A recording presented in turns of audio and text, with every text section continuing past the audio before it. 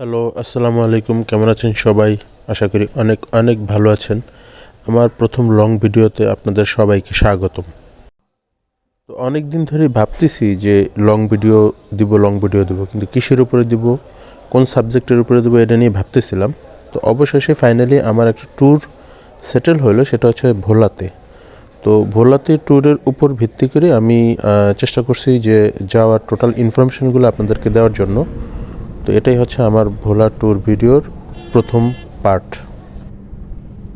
তো আমার journey already start হয়ে গেছে। আমরা already on the way to Sadarghat, যেখান থেকে হচ্ছে যে আমরা লঞ্চে যাব, কারণ ভোলাতে একমাত্র মাধ্যম হচ্ছে সরাসরি যাওয়ার লঞ্চ। ভোলাতে বাসেও যাওয়া যায়, কিন্তু সেটা হচ্ছে বরিশাল অথবা হচ্ছে লক্ষ্মীপুর, এই দুইটা যে কোনো এক জায়গা দিয়ে আর কি বাসে যাওয়া যায়, কিন্তু সরাসরি না, তাও সেটা ভেঙে যাওয়া লাগবে আর কি। আপনার নদী, স্পিডবোট বা লঞ্চের মাধ্যমে পার হয়ে তারপরে ভোলাতে আসা লাগবে।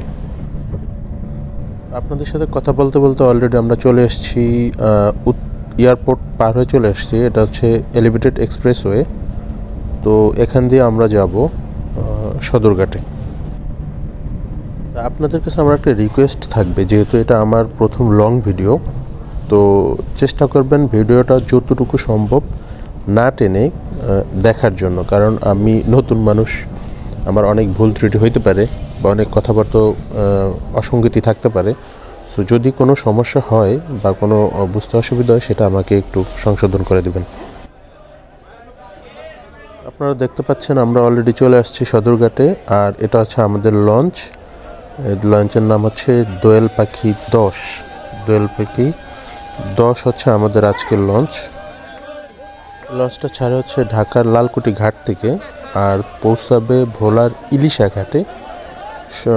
ঢাকার লালকুটি ঘাট থেকে ছাড়ে সকাল 7:30টায়, আর ইলিশাতে পৌঁছায় অলমোস্ট 12:30 থেকে 1টা, এই টাইমের ভিতরে।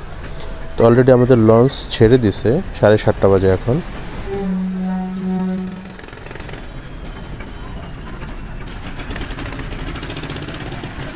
এখানে একজন লোক ছিল, উনি লঞ্চ থেকে নামতে পারে নাই।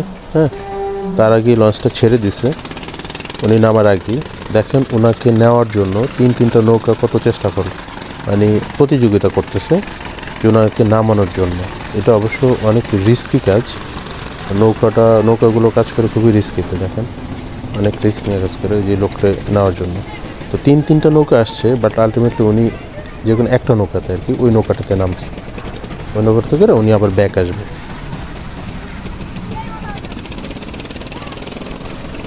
আরেকটা কথা আপনাদের সাথে শেয়ার করতে চাচ্ছি, সেটা হচ্ছে এর আগে আমি কথা বলছি এই টপিকটা নিয়ে।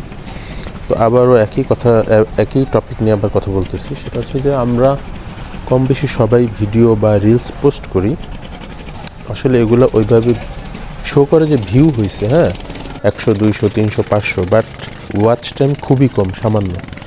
আমরা আসলে এতটাই ব্যস্ত যে আমরা শুধু দেখে স্ক্রল করে চলে যাই, বাট মূলত ভিডিওটা দেখি না। সো আমার এই জন্য ইচ্ছা ছিল না যে লং ভিডিও দিব, কিন্তু অনেক দিন হচ্ছে শুধু রিলস আর শর্ট ভিডিও দিই। গত পরশুদিন আসার সময় ভিডিওগুলো করা, বাট সময় স্বল্পতার কারণে আমি এগুলা ভয়েস ওভার দিতে পারিনি, বা তখন রেকর্ডিংয়ের সময় ওইভাবে ভয়েস দিতে পারিনি। এবং যেহেতু নতুন ভিডিও করি, সত্যি কথা যেটা, যখন ভিডিও করি ওই টাইমে কথা বলতে একটু নার্ভাস লাগে, মানে অস্বস্তি লাগে। তো যার কারণে ভিডিওগুলো করে পরে হচ্ছে ভয়েস ওভার দিয়ে দিলাম। সামনে একটা লঞ্চ আসতে দেখেন সকালবেলা।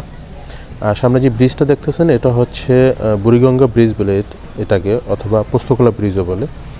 এটা জানেন কিনা জানি না, দেখেন। তো যে বিষয়টা নিয়ে কথা বলতেছিলাম, যে লং ভিডিও দিলে ভিউ হয় না বা শর্ট ভিডিও দিলে ভিউ হয় না, তো অ্যাকচুয়ালি দেখে না কেউ। আমরা সবাই ব্যস্ত, আপনি, আমি, অন্যরা, বা আপনারা সবাই ব্যস্ত, যে আসলে দেখার সময় পাই না। যাই হোক, তারপরে আমি দিলাম। দেখি যদি যারা শুনতেছেন বা যাদের প্রথম দেখা এটা, মানে যারা প্রথম দেখবেন, একটু কষ্ট করে হইলেও শুনেন, মানে ফুল ভিডিওটা দেখেন। হয়তোবা যদি দেখেন ভালো লাগবে, আমি জানি না আপনারা দেখবেন কিনা, বাট হয়তোবা ভিউ বেশি বা ওয়াচ টাইম হইলে হয়তো ভালো লাগবে। পরবর্তী ভিডিও করা বা অন্য ইনফরমেশনগুলো, যদি আমি নেক্সট কোথাও ট্যুরে যাই, সেই ট্যুরের ডিটেলগুলো দিতে নিজের মানে উৎসাহ লাগবে আর কি। সো সো এইটি আর কি আপনাদের কাছে রিকোয়েস্ট থাকবে, একটু কষ্ট করে দেখেন যতটুকু সম্ভব। জানি সবাই ব্যস্ত, হয়তো বা ওইভাবে সময় হয় না, নিজের কাজ করে, ঘরের কাজ, সংসারের কাজ, অনেকে চাকরিজীবী, সব কিছু মিলে অ্যাকচুয়ালি সময় বের করা একটু ডিফিকাল্ট হয়ে যায়। তারপর সবাই ফেসবুকে টুকটাক কাজ করে, নিজের কাজ করে তো শেষ পাওয়া যায় না, অন্যের ভিডিও দেখবে কখন, মানে জিনিসটা হয়ে গেছে এরকম। তারপরও আর কি চেষ্টা করে দেখেন যদি সম্ভব হয় আর কি। সামনে আরও একটা লঞ্চ দেখা যাচ্ছে, এটা হচ্ছে চাঁদপুরের লঞ্চ। আমরা অলমোস্ট চাঁদপুরের কাছাকাছি চলে আসছি। আর এটা হচ্ছে যেখান থেকে হচ্ছে লঞ্চ পরিচালনা করে, মানে ড্রাইভ করে, এটা আমি জানি না এটাকে কি বলে। এটা হচ্ছে এখান থেকে লঞ্চ পরিচালনা। এটা হচ্ছে লঞ্চের পেছন সাইডটা, এখানে প্রচুর পানির স্রোত। এই ভিউগুলো অ্যাকচুয়ালি অনেক সুন্দর লাগে। লঞ্চটা হচ্ছে 3 তলা, আমার ভিডিওটা করা হচ্ছে 3 তলা থেকে। পানিগুলো দেখলে মনে হচ্ছে যে একদম নীল পানি, সমুদ্রের ওরকম মনে হচ্ছে। ভিউটা অসম্ভব সুন্দর। এটা হচ্ছে চাঁদপুর এরিয়াতে আমি যতটুকু জানি, অসম্ভব সুন্দর লাগে। আর লঞ্চটা হেভি স্পিডও যাচ্ছে, অনেক স্পিডে। যারা লঞ্চে কখনো ওঠেন নাই, ট্রাই করে দেখতে পারেন, আমার কাছে মনে হয় যে ভালো লাগবে। আপনাদের সাথে কথা বলতে বলতে আমি অলরেডি চলে আসছি ভোলাতে। যেখানে এসে নামছি লঞ্চ থেকে, এই জায়গায় প্রচুর পরিমাণে জ্যাম ছিল, যার কারণে নামতে অনেকটা কষ্ট হয়ে গেছে। আর ওই জন্য ওই জায়গায় কোনো ভিডিও করতে পারি না। একটা জিনিস দেখেন, ভোলাতে কিন্তু প্রচুর পরিমাণে সুপারি গাছ আছে। আমি জানি না, এটা হয়তো অনেকেই জানেন যে বরিশাল ডিভিশনে প্রচুর পরিমাণে নারকেল এবং সুপারি গাছ হয়, ভোলাতেও প্রচুর পরিমাণে সুপারি গাছ আছে। তো আমরা অলমোস্ট চলে এসেছি বাসার কাছাকাছি, আমার আঙ্কেলের বাসার কাছাকাছি। সময় এখন অলমোস্ট প্রায় 2:30টার মতো বাজে। তো ভিডিও আর লং করব না, আমরা অলমোস্ট চলে এসেছি। আপনাদের কাছে আবারও রিকোয়েস্ট করতেছি, ভিডিওটা শেষ পর্যন্ত দেখবেন। যদি ভালো লাগে অবশ্যই সেটা জানাবেন। আর আমার যদি দেখি যে হ্যাঁ, ভিডিওটার ভিউ ভালো হয়েছে, তখন আমি নতুন কাজ করতে উৎসাহ পাবো আর কি। অ্যাকচুয়ালি আমি যেটা বলছি যে আমার ঘুরতে ভালো লাগে, আমি প্রচুর জায়গায় ঘুরছি এবং ইন ফিউচারে ঘুরবো। তো ওখান থেকে আপনাদেরকে ভালো ভালো কোনো পিকচার বা কোনো ইনফরমেশন আমি দিতে পারবো। চলে আসছে আমার কাকার বাসায়। আজকের মতো এখানেই বিদায়, দেখা হবে পরবর্তী ভিডিওতে। আল্লাহ হাফেজ।